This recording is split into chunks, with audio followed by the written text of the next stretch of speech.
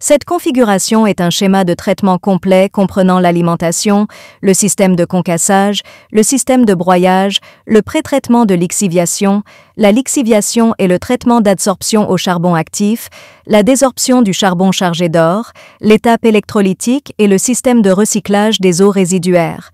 Nous pouvons concevoir ou ajuster la solution en fonction de la situation et des exigences de votre mine. 1.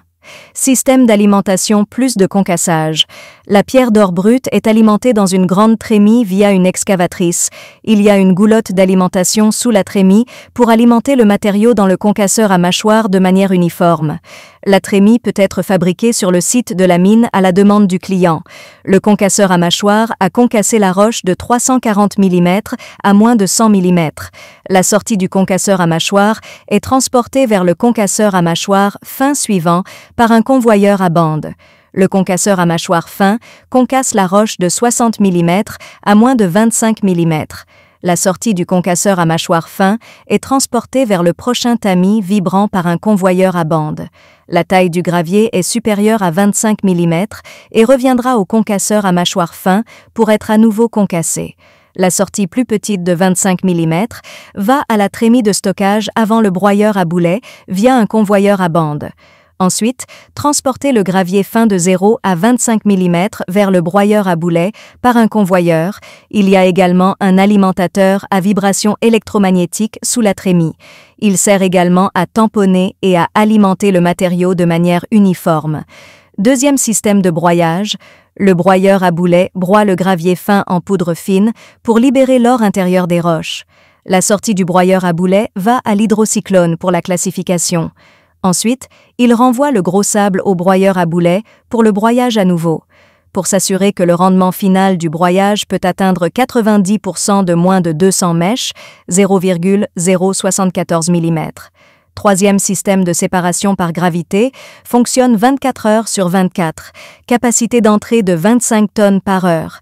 Le trop-plein du broyeur à boulet et de l'hydrocyclone ira au concentrateur centrifuge pour concentrer l'or et à la table vibrante pour affiner le concentré d'or du concentrateur centrifuge. Quatrième, pré-traitement de lixiviation. Les résidus du bassin à lisier seront acheminés vers un épaississeur par une pompe à lisier immergée. Avant que la boue ne soit transportée dans l'épaississeur, il y a un écran de sécurité pour filtrer d'abord certains déchets. Le sous-écran ira directement vers l'épaississeur intérieur. En même temps, le flocculant est ajouté à l'épaississeur. Le trop-plein de l'épaississeur va vers les bassins de décantation, puis l'eau peut être recyclée après précipitation.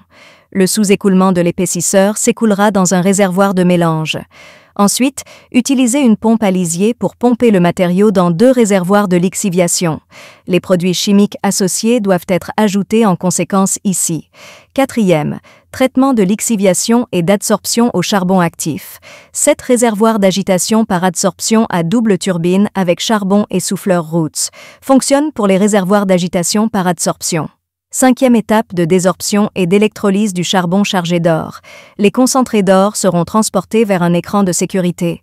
Ensuite, on passe à un système d'électrolyse de désorption à température normale et à pression normale, puis à un four de séchage pour la boue d'or.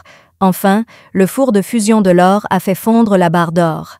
Sixième étape de désorption et d'électrolyse du carbone chargé d'or. Les concentrés d'or seront transportés vers un écran de sécurité. Ensuite, on passe à un système d'électrolyse de désorption à température normale et à pression normale, puis à un four de séchage pour la boue d'or. Enfin, le four de fusion de l'or a fait fondre la barre d'or. 7. Système de recyclage des eaux résiduaires. Les résidus des cuves d'agitation par adsorption iront d'abord vers un tamis vibrant linéaire pour tamiser le carbone.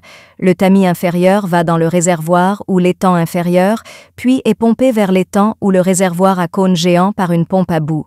Ensuite, utilisez une pompe de filtration pour alimenter la boue dans le filtre-presse pour filtrer et recycler l'eau.